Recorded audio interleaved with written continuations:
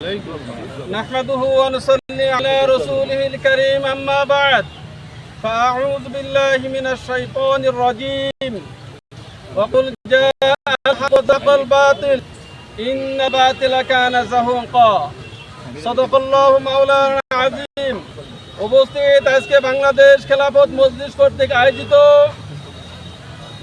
বিগত একটি বছর পরে 5 আগস্টে আজকে বিজয় র্যালি এবং শহীদ ভাইদের উদ্দেশ্যে দোয়ার মাহফিলে আগত সম্মানিত নেতৃবৃন্দ এবং আমার খেলাফত মজলিসের কর্মী ভাইয়েরা, আল্লাহ পাকের দরবারে লাখো কোটি শুকরিয়া আদায় করি যে মহান রব্বুল আলামিন একটি বছর আগে 4 আগস্ট এবং 5 আগস্টে এ দেশের সর্বস্তরের তাওহীদি জনতা, ছাত্র, স্কুল, কলেজ, মাদ্রাসার ছাত্র ভাই বোনেরা এই দেশকে স্বৈরাচার মুক্ত করার জন্য তাদের জান প্রাণ বাজি রেখে এই দেশকে স্বাধীন করার জন্য তারা রক্তের বিনিময়ে এই দেশকে স্বাধীনতা লাভ করেছে।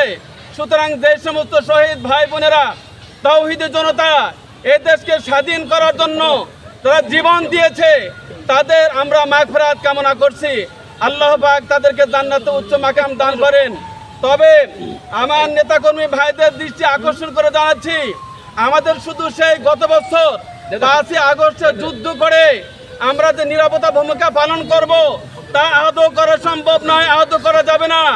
আমাদের সজাগ থাকতে হবে সেই ভারতের দালালেরা যেন আমাদের এই দেশকে তাদের খপ্পরে না ফেলতে পারে, এজন্য সার্বক্ষণিক সজাগ থাকতে হবে।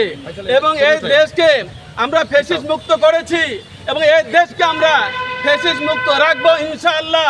আমাদের প্রয়োজনে আবারও 1000 বার আমরা যুদ্ধ করব, আমাদের জীবন দেব, আমাদের রক্ত দেব, কিন্তু এই দেশকে পুরো লাল কুত্তার দালালদের দখলদারি হতে দেব না ইনশাআল্লাহ।